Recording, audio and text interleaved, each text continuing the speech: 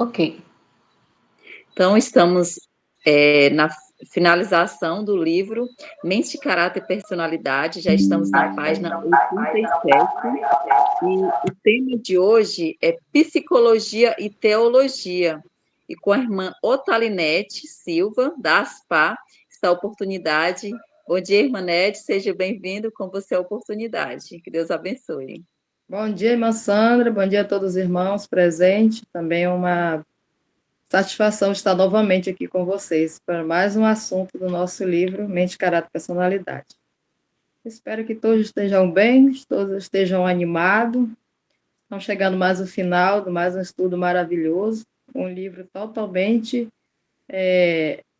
progressivo para a nossa mente, né? Muita experiência, muito aprendizado, que realmente os irmãos chegam ao final, mas com um aprendizado maravilhoso, e possa colocar na sua vida, na sua mente, para que possa exercer tudo aquilo que aprenderam aqui.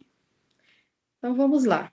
Psicologia e teologia, encontrada na Santa Escritura. Eu achei interessante essa entrada aqui, encontrada na Santa Escritura. A Escritura ela é a verdadeira psicologia, né? Então, a Bíblia é a verdadeira psicóloga de todos aqueles que crêem na palavra de Deus. Mas, antes eu vou falar a diferença entre uma e outra. A psicologia e a teologia. A psicologia, ela é a ciência que estuda o comportamento humano e o processo mentais, incluindo as percepções, a cognição, a emoção, a motivação e a personalidade. A psicologia, ela busca entender como as pessoas pensam, sentem e se comportam. Então, isso aí, a teologia científica, através dos filósofos, eles foram estudando o comportamento humano, aí eles registraram como hoje a gente tem como uma matéria, já é uma profissão, psicólogo, né, psicologia. Então, por muito tempo, eles buscaram esse conhecimento, como estudando o comportamento das pessoas. Através da psicologia, através da ciência, as pessoas acabam se encontrando. Quando procuram um psicólogo, sua mente, com certeza, está confusa. Então, ela se encontra o seu comportamento, as diferenças, tanto emocional, financeira e também espiritual. É um meio para quando as pessoas não têm um meio de buscar, ou não entende, ou nunca aprendeu a estudar as escrituras, a psicologia científica ela ajuda nesses processos. E a teologia, ela é assim, a teologia, pelo outro lado, ela é o estudo sistemático da natureza de Deus, da religião e da espiritualidade. A teologia busca entender a relação entre Deus, o mundo e a humanidade, e a salvação. Então, aí está a diferença entre os dois temas, né? Psicologia e teologia. Então, o livro vem nos mostrando a importância, como diz aqui. A primeira parte diz assim, primeiro parágrafo, vai nos dizer assim: os verdadeiros princípios da psicologia encontram-se na Escritura Sagrada. O homem não reconhece quanto ele mesmo vale. Ele age de acordo com o seu inconverso temperamento do caráter, porque não olha para Jesus, o autor e consumador da sua fé.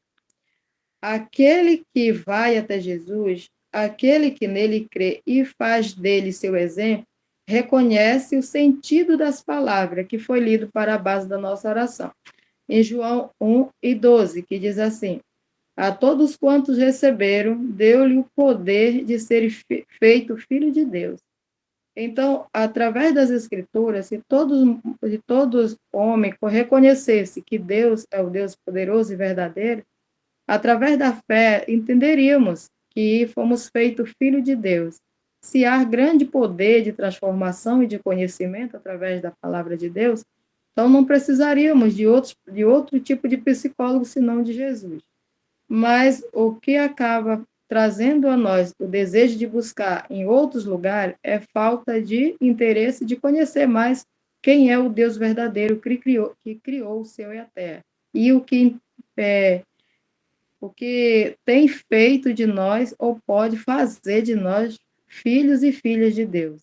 Porque a partir do momento que nós acreditamos no seu poder transformador, nós se tornaremos filhos de Deus. E mais um parágrafo que diz assim sobre o mente-caráter. Deus conhece exatamente a operação da mente humana.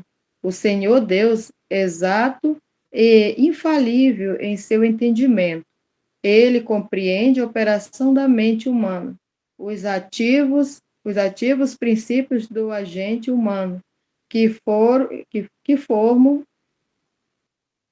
formou, justamente como são influenciados pelos objetos que lhe apresentam, e de que modo eles agem sobre qualquer tentação que lhe possam sobreviver, e em qualquer circunstância em que seja colocado. Então, irmãos, Deus conhece a nossa mente, Ele sabe o nosso propósito, Ele sabe o que nós pensamos, Ele sabe se nós vamos suportar ou não as tentações. E muitas das vezes são tentações que nós mesmos buscamos. E Ele vê isso tudo e conhece cada detalhe da nossa mente. Aqui em Provérbios 5 e o verso 21 também nos diz assim: porque os caminhos do homem estão perante os olhos do Senhor, e ele considera todas as suas veredas. Então, não tem nada sobre nós que Deus não saiba. Todos os nossos caminhos, todas as nossas fraquezas, as nossas forças, tudo isso ele sabe. A nossa disposição, a nossa indisposição, o nosso querer e o não querer, tudo isso Jesus sabe de nós. E Provérbios 13, verso 3 diz assim: os olhos do Senhor estão em todo lugar, contemplando o mal e o bem. Então, Deus sabe tudo de mal, de bom, Ele sabe. Mas muitas das vezes acontece as coisas e fala assim, onde estava Deus nessa hora que não viu tal coisa? Mas devido à nossa má conduta com Ele, acaba nos afastando da visão nossa de saber que Deus está ali conosco. Mas Ele não se afasta de nós. Ele está vendo a parte boa e a parte ruim. Então, ele está ali esperando porque nós possamos tomar uma decisão ao seu lado. Diz mais aqui no livro de 1 Crônicas, o capítulo 28 e o 9, e verso 9 diz assim: o Senhor esquadrinha todos os corações e penetra todos os desígnios dos seus pensamentos. Se o buscare, ele deixará ser encontrado por ti. Se o deixare, ele se retirará para sempre. Então, se buscarmos a Deus na nossa dificuldade, nas nossas situações que estamos precisando da sua ajuda, ele deixa ser encontrado. Ele está bem pertinho, ele está bem presente. Mas quando a gente rejeita ele e busca um outro conhecimento, um outro tipo de ajuda, um outro tipo de Deus, ele pode nos rejeitar, dependendo da situação e do que a gente está indo atrás, né? Então, nós podemos ser firmes no que nós conhecemos. A gente deve buscar o Senhor, porque a Bíblia é a própria psicologia. Vou contar uma experiência para os irmãos rápido. Uns dias atrás, eu recebi uma ligação de uma irmã, onde ela estava muito aflita. Uma pessoa que já é da igreja há muito tempo, e ela disse que orou muito para Deus, para ela conhecer essa verdade que hoje ela vive. Mas muita tribulação na vida dela, muito desespero, e ela começou a chorar e disse assim: irmã, me ajuda, me ajuda. Então eu fiquei imaginando, né, eu ouvindo aquilo ali e orando: Senhor, me dá sabedoria, como que eu devo ajudar essa irmã.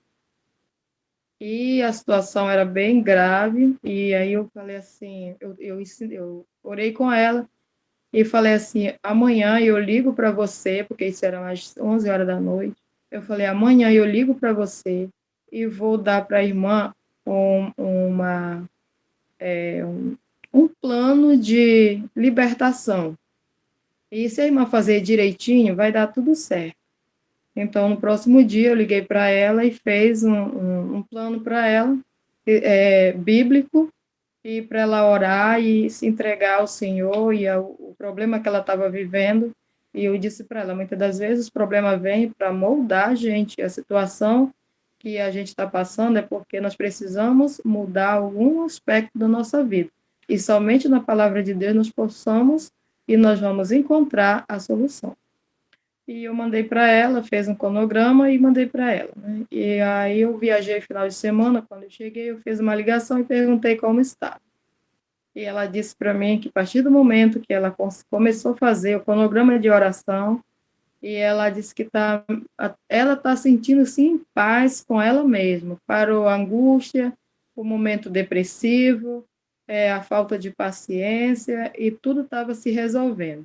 E eu falei, não pare e não desista, até que Deus liberta tanto você, de você mesmo, dos seus problemas, como o problema que está na sua casa.